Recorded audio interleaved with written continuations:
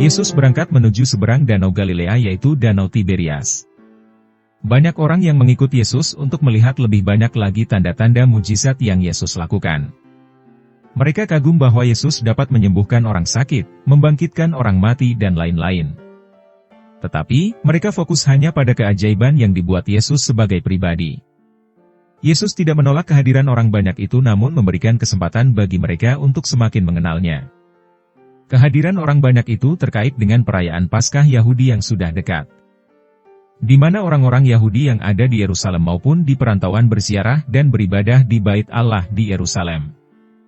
Kabar tentang mujizat yang dilakukan Yesus menjadi daya tarik banyak orang untuk datang dan melihat Yesus secara langsung. Ribuan orang mendengarkan ajarannya sampai malam, dan mereka tampak kelaparan. Melihat hal ini, Yesus minta kepada murid-muridnya untuk mengusahakan makanan. Namun, para murid menjawab tak mungkin mengusahakan makanan untuk ribuan orang ini.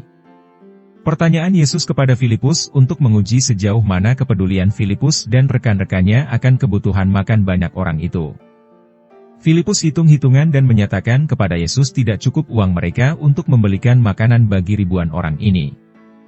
Tiba-tiba Andreas berkata, "Di sini ada seorang anak yang mempunyai 5 roti jelai dan 2 ikan." Lalu Yesus menyuruh orang-orang itu duduk. Yesus mengambil roti itu, mengucap syukur dan membagi-bagikannya kepada mereka yang duduk di situ. Demikian juga dengan ikan-ikan itu. Yesus mengucap syukur kepada Bapa. Dengan bekal yang sedikit itu, diberkati untuk memenuhi kebutuhan 5.000 orang laki-laki.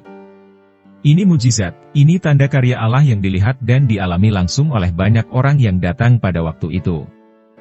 Ucapan syukur itu mengubah yang tak mungkin menjadi mungkin. Yang masih ragu menjadi percaya. Kita pun jangan lupa untuk selalu mengucap syukur, berdoa sebelum kita makan dan minum. Tuhan Yesus sangat tahu apapun kebutuhan kita. Saat mujizat 5 roti dan 2 ikan ini, Tuhan Yesus menunjukkan bahwa setiap berkat makanan dan minuman yang ada harus disyukuri. Sekalipun hanya sedikit yang ada, tapi jika disyukuri, maka akan mendatangkan rasa sukacita. Dan itu harus dilakukan setiap hari. Bukan hanya di saat ada makanan dan minuman yang enak saja, tapi di saat makanan dan minuman yang kurang menyenangkan, karena dengan bersyukur maka kita juga menghormati Tuhan.